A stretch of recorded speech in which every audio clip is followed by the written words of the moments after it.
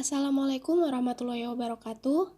Perkenalkan, kami dari kelompok 4 yang beranggotakan Sabrila Irdiwiya Putri, Rahmadani, dan Azalika Muhammad Nur. Dalam kesempatan ini, kami akan membahas mengenai penilaian surat berharga. Surat berharga terdiri dari surat pengakuan utang, wesel, saham, obligasi, sekuritas kredit atau setiap derivatifnya, atau suatu kewajiban dari penerbit yang lazim diperdagangkan dalam pasar modal dan pasar uang.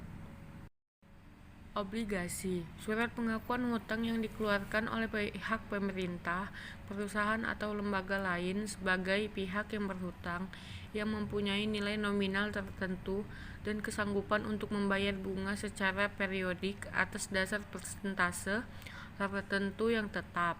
Surat hutang jangka panjang merupakan suatu instrumen pendanaan funding instrumen yang sangat efektif guna mengumpulkan dana dari masyarakat.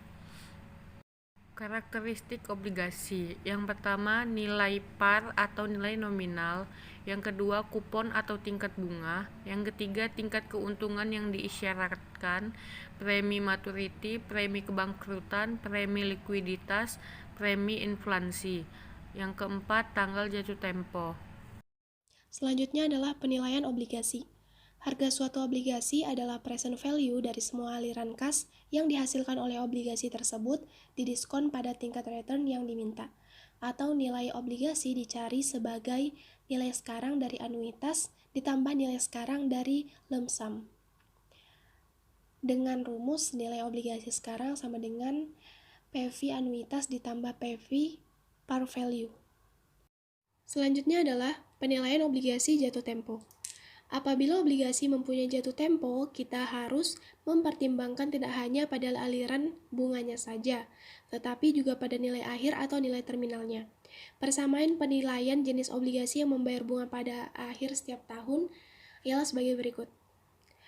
Dengan di mana N adalah jumlah tahun sampai jatuh temponya dan M adalah nilai nominal obligasi tersebut. Kemudian penilaian obligasi tanpa jatuh tempo. Obligasi perpetual adalah jenis obligasi yang tidak mempunyai jatuh tempo. Nilai dari obligasi perpetual sama dengan nilai kapitalisasi pembayaran bunga yang terus-menerus. Apabila obligasi menjanjikan bayaran tahunan tetap dari I atau bunga selamanya, maka nilai sekarangnya yaitu P0 pada tingkat keuangan rate of return yang dibutuhkan investornya untuk uang yang dikeluarkan tersebut adalah sebagai berikut. Dari pembahasan perpetual, maka rumusnya menjadi P0 sama dengan I per KD. Jadi, nilai sekarang obligasi perpetual adalah pembayaran bunga periodik dibagi tingkat diskon yang sesuai setiap periodenya. Misalnya, dibeli obligasi yang membayar bunga 10.000 per tahun untuk selamanya. Seandainya rate of return yang dibutuhkan obligasi jenis ini adalah 20%, maka nilai sekarang obligasi tersebut adalah P0 sama dengan 10.000 per 0,20 sama dengan 50.000. Itulah jumlah yang diinginkan investor untuk membeli obligasi tersebut. Apabila harga lebih besar dari 50.000, investor tidak mau membeli obligasi tersebut. Penilaian saham preferen. Saham preferen tidak mempunyai batasan waktu dan memberi pembayaran dividen yang tetap sama dengan obligasi perpetual. Oleh karena itu, digunakan pendekatan yang sama dalam penilaian obligasi perpetual dan penilaian saham preferen. Jadi, nilai sekarang dari saham preferen adalah PO sama dengan DP per KP. DP adalah dividen per lembar saham preferen tahunan. KP adalah tingkat diskon yang disyaratkan. Penilaian saham biasa. Konsep penilaian saham biasa ini mempunyai implikasi yang penting untuk menentukan rate of return yang dikehendaki pada surat berharga. Pada saat menilai obligasi dan saham preferen, kita menentukan nilai diskon dari distribusi semua kas dari perusahaan kepada investor. Jadi, nilai persamaannya adalah sebagai berikut.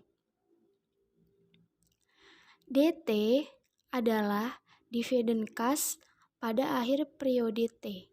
KE adalah keuntungan yang dikehendaki investor.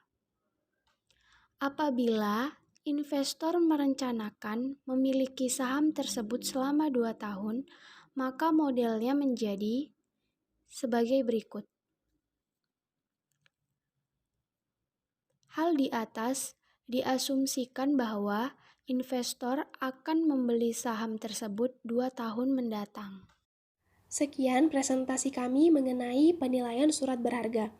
Mohon maaf jika masih ada kekurangan, dan semoga video presentasi ini bermanfaat untuk kita semua. Terima kasih. Wassalamualaikum warahmatullahi wabarakatuh.